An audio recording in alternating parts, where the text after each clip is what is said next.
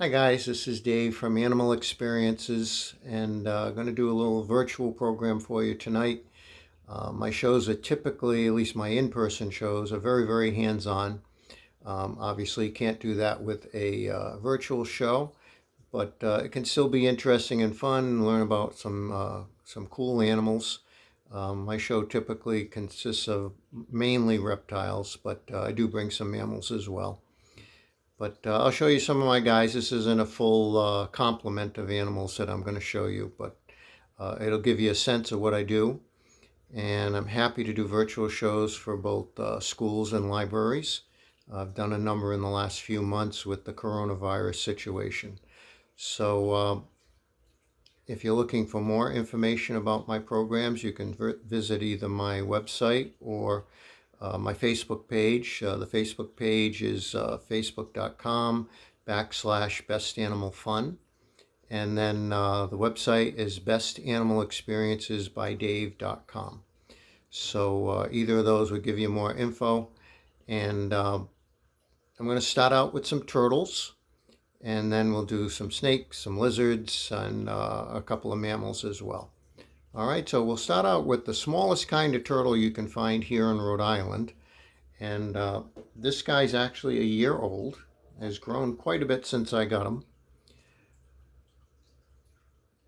Hopefully you guys can see him.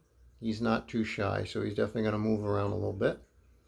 And the proper name is a musk turtle, M-U-S-K. I like to call them stink pot turtles. These guys, as they get older, if you were to pick one up and it's frightened, it's going to make a pretty stinky smell. And so that's where they get the name. But they're very interesting turtles, and full grown, only about this big. So it's a pretty small turtle, certainly the smallest turtles around here. And it is a freshwater turtle, so you'd find them in a lake or a pond or something like that. All right, so a very neat little guy. I don't know if you can see the little yellow stripes on his face, but like I said, I got him last summer, so he's a full year old. If he were outside, he'd be much bigger, probably double this size. Because turtles and other cold-blooded animals will definitely grow faster when they're outside. Now I want to show you the most common turtle that's here in Rhode Island. Now this is a baby born this summer. He's probably about 6 weeks, maybe 7 weeks tops. This is an eastern painted turtle. And a lot of people refer to painted turtles as sun turtles. These are the guys, if you're ever walking by a pond and you see turtles sitting on a rock or a log, they're sunning themselves. And so that's where they get the name sun turtle. And that's very important for these guys to be able to sun themselves. Sitting in the sun, besides drying their shell, helps keep their shell healthier. And the sunlight actually enables them to better utilize vitamins in their food, which contributes to their shell staying hotter and healthier. So that's an eastern painted turtle. I usually just call them sun turtles. Now this guy will grow noticeably bigger than the musk turtle. This guy will grow to be probably about this size. So he's, not a giant turtle, but he's good sized. They're very friendly as babies. Some of them have a yellowish belly. Others have a more orange belly, like this guy. He's got a little more color on his belly. But they're very neat turtles. And they're by far the most common turtle here in Rhode Island and probably in most of the Northeast. Now the next guy is the only turtle we have around here that would grow quite large, and that's a snapping turtle. And the snapping turtle is 2 years old, and just like the other guys, or like the first one anyway, if he were living outside, he would be much bigger. Snapping turtles are pretty prehistoric looking guys. All right, so like I said, 2 years old. He was born here at the house. 2 years ago, I had someone give me 28 snapping turtle eggs. The eggs had been laid in a sand trap at a golf course. The guys saw the female laying the eggs. They were afraid the eggs would get stepped on and broken. So they brought me the eggs. And of the 28 eggs, 26 of them hatched. 24 were put right back in the pond across the street from the golf course. And I kept 2 babies. So this guy's been handled a lot. He is very friendly. He's not at all scared of people. Now, snapping turtles cannot go back in their shell like other turtles. So because they can't hide, they're much more inclined to bite. If you look at the bottom of his shell, you'll see there's just not a lot of room there for him to tuck his feet, his tail, and his head in. And these guys have pretty big heads for a turtle. If you were to compare his head to a painted turtle with the same body shape or size, his head would be like twice as big. And of course, he's got that long, distinctive tail.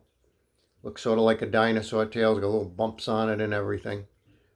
They're just very, very cool turtles. Right? Now, if this guy were outside, 2 years old, he'd probably be double this size. And of course, he wouldn't be happy that I was picking him up. Now, even though he's friendly, if someone were mean to him and poking him in the face, this guy would bite. And he's big enough now. If he bites you, he's going to take a little piece of meat out of you, and you're going to bleed a bit.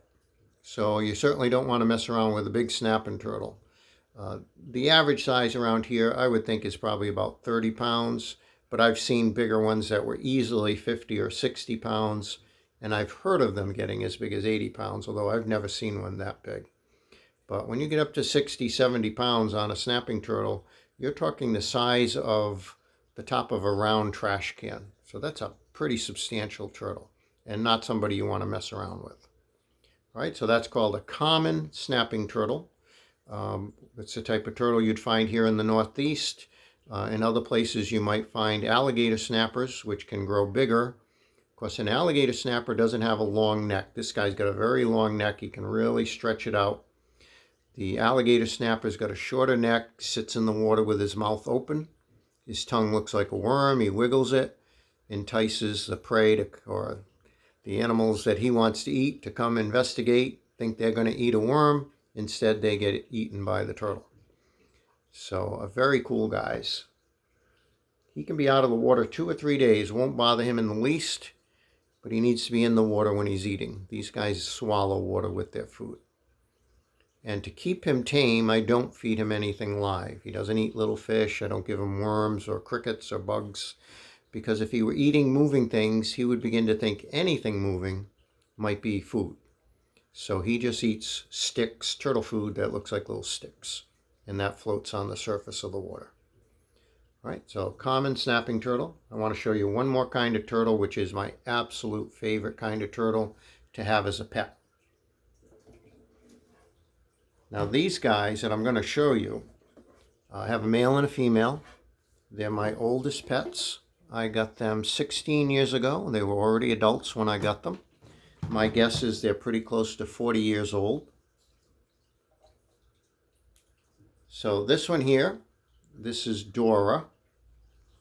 And her partner in crime, of course, is Diego. So this is Diego. These are called three-toed box turtles.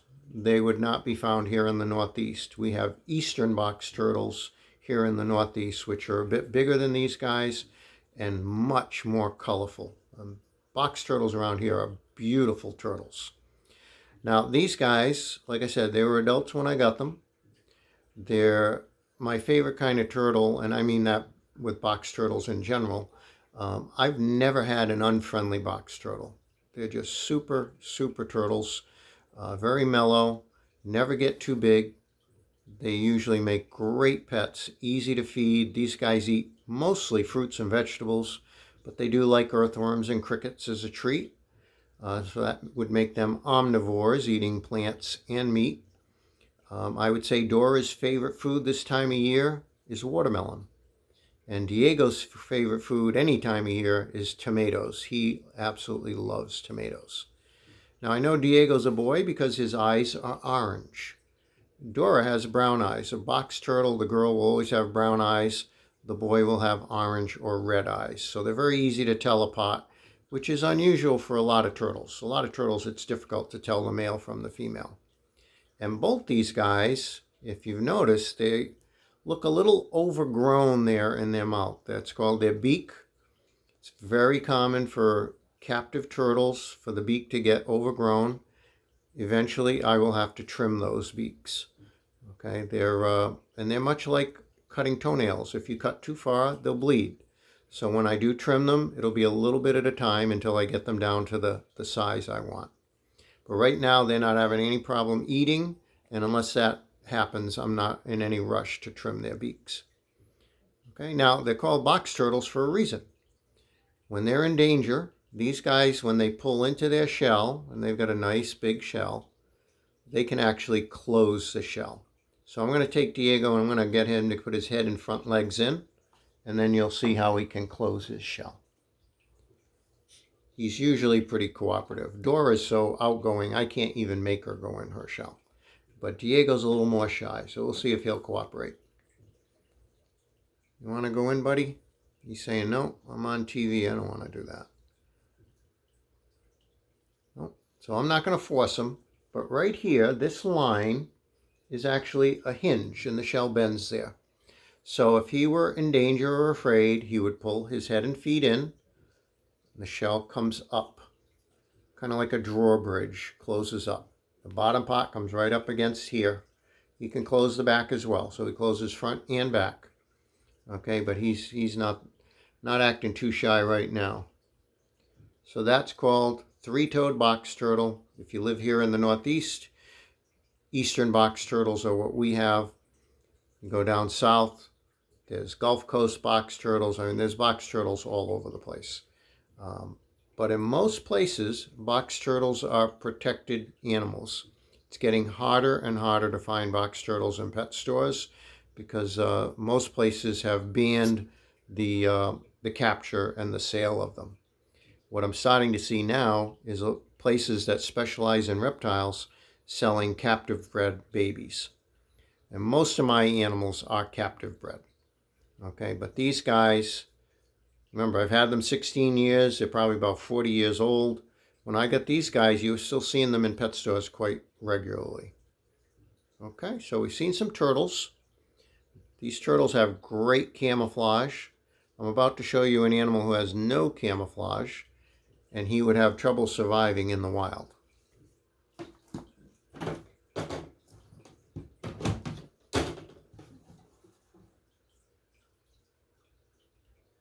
So, this is my buddy Pixie Stick.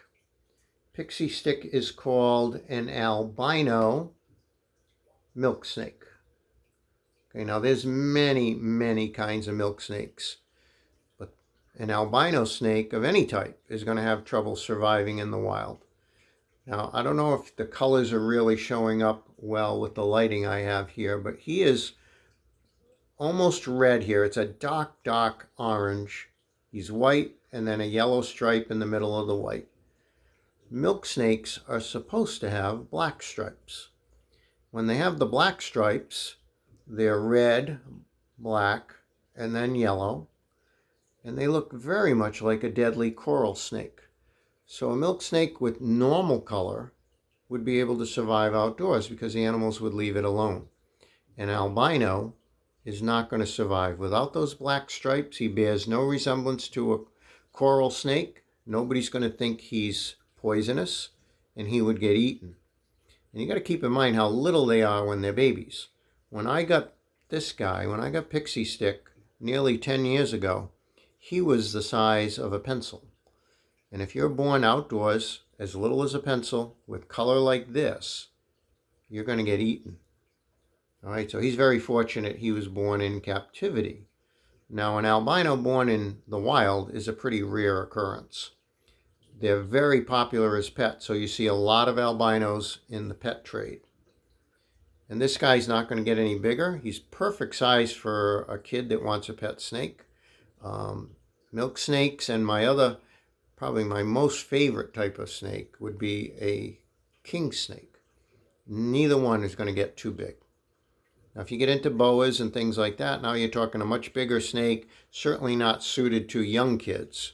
Maybe a teenager or adults is a different story. But the snakes I'm going to show you tonight are snakes that are not going to get too big. All right, now you can probably see him flicking his tongue out.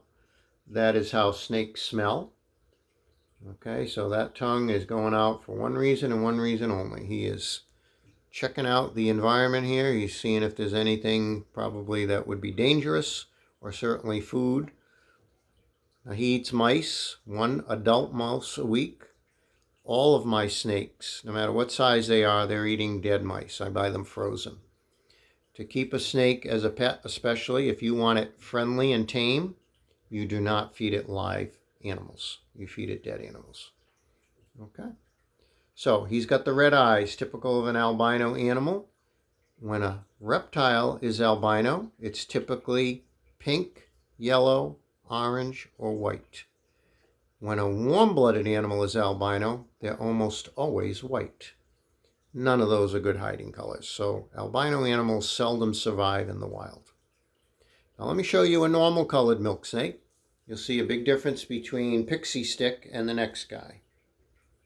Now as I'm holding him, he feels quite cold. We're having a chilly, damp day here in Rhode Island.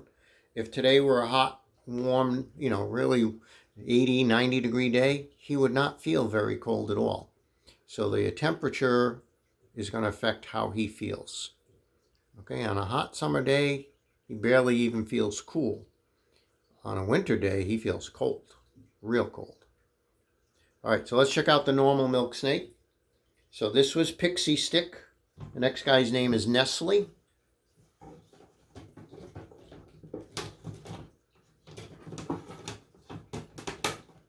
Now Nestle, like I said, is a milk snake, just like Pixie Stick, but he is a different kind of milk snake. He will not get as big as Pixie Stick. And Nestle is getting ready to shed his skin.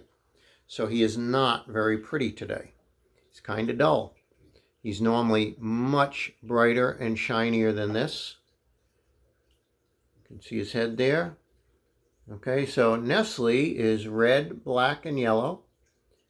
Animals see him, they mistake him for a coral snake, but a coral snake's pattern is red, yellow, black. So if you know that distinction, you can tell a milk snake from a coral snake. This little rhyme helps people remember.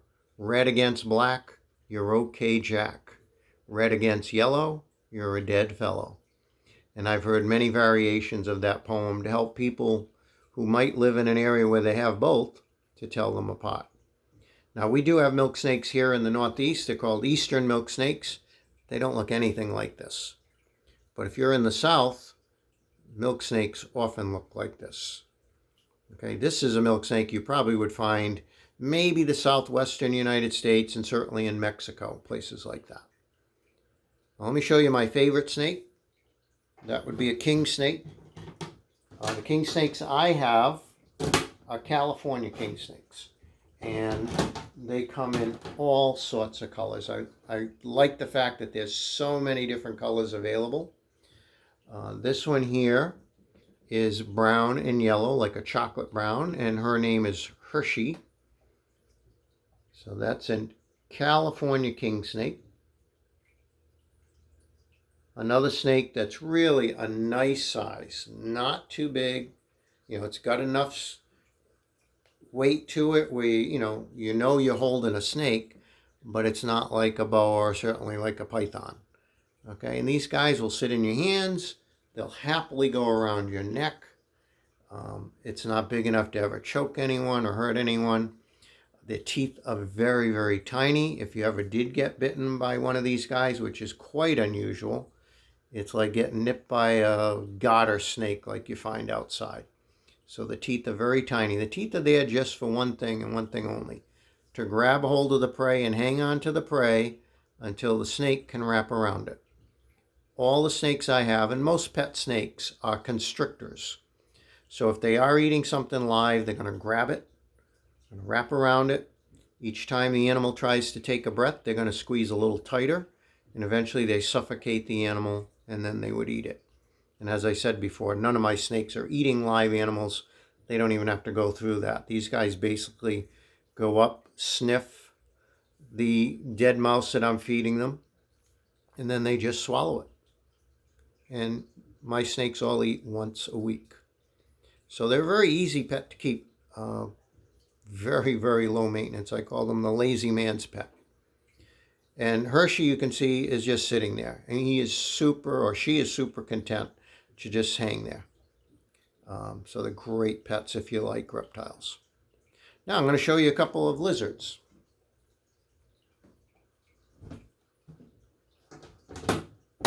Now there are many, many kinds of lizards available as pets. I'm going to show you just two tonight. First one is my absolute favorite pet lizard. It's what I recommend for kids who want a pet lizard. And this one here is a bearded dragon. This is a young guy. He's going to get bigger and heftier. He's a young one. But these guys tend to be extremely tame once they're used to being handled. Now, if you get a little baby one, and I would never recommend getting a tiny baby.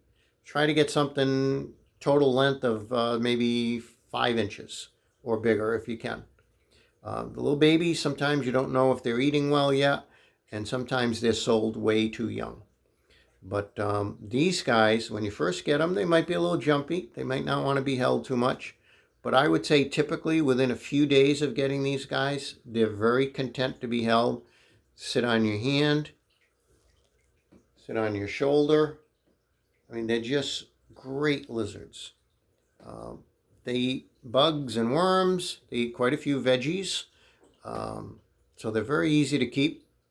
These guys are native to Australia. There's actually different color types available. Some have a lot of yellow to them. Some have orange. Some are just plain tan. But they're really neat. So bearded dragon, if you're ever thinking of a lizard pet, especially for a kid, I think they're exceptional. Okay, so I want to show you one more lizard, actually another Australian lizard. Now these guys are great pets too, but much more expensive than something like a bearded dragon. So I think for some people, not the ideal choice. This is called a blue-tongued skink. And a blue-tongued skink is a very interesting lizard. These guys, unlike most lizards, are pretty slow. They're not going to outrun a predator. And they don't drop their tail like a lot of lizards do. So that's two protections that this lizard is lacking. Now he does have good camouflage. Where he lives, this would be good color for blending in. And he's got that blue tongue. And to a lot of animals, the color blue is a warning color. And when these lizards are threatened or feel afraid, that tongue does not stop coming out. It's over and over and over again. Right now, he's pretty comfortable. He's going to stick it out occasionally, but he's not going to be whipping it out and, trying to ward somebody off. And these guys are funny. If you look at them from the right angle, and I don't know if I can get them that way, but sometimes with the little legs, if the legs are up high enough and then the head, it almost looks like a dinosaur. So that's a blue-tongued skink, another very docile lizard. These guys eat a weird assortment of foods. He'll eat bugs and worms, or crickets and worms. He loves little mice. He'll eat dog or cat food. And he loves blueberries and grapes. And I'm sure there's tons of other stuff I could feed him that he would be happy with. But among those different things, that keeps him happy and well fed. All right, so I want to show you one more reptile. Something a little bigger. And we'll hope he behaves himself. So the next guy is the pet I've had the longest. I've had him 20 years. He was about a month old when I got him. His name is Wally. And I'm going to grab Wally and hold him up for you. I won't be able to see the whole body in one shot, though. All right, buddy, come on. So, this is Wally. Now, Wally is an American alligator. You can see the teeth. Okay, he's a very well-behaved alligator. He does get a little squirmy sometimes, but in 20 years, he has never, ever tried to bite. So he's super mellow. And these guys are like dinosaurs. I mean, to feel him, it's amazing. He's like armor plated on his back, but his sides are very soft. His legs are soft. Up here on the sides, very soft. He loves to be rubbed under his chin. Just a very, very neat animal. And I feed him fish, and he loves either adult mice or young rats. But he's a wild guy. Probably my favorite animal. Thing is, he's getting so big, he's hard to hang on to when he decides to squirm around. So how long I'll be able to keep him, I don't know. He's obviously ridiculously small for 20 years old because I've limited the size of his environment, very gradually going to bigger cages. This alligator in the wild would be a full-grown alligator. Right now, he's about 4 feet and 4 inches long, and weighs about 30 or maybe a little more than 30 pounds now. But compared to an adult alligator, he's tiny. But very, very interesting animal. He does make noise sometimes. He grunts and growls, but pretty well behaved for an alligator.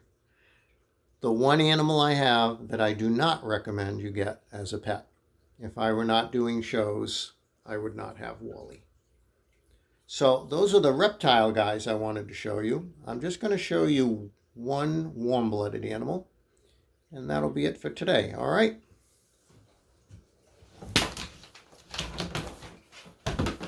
And I don't know if you heard that sound, but that was Wally's tail hitting my back. Very powerful tail. You know it when he slaps you, that's for sure.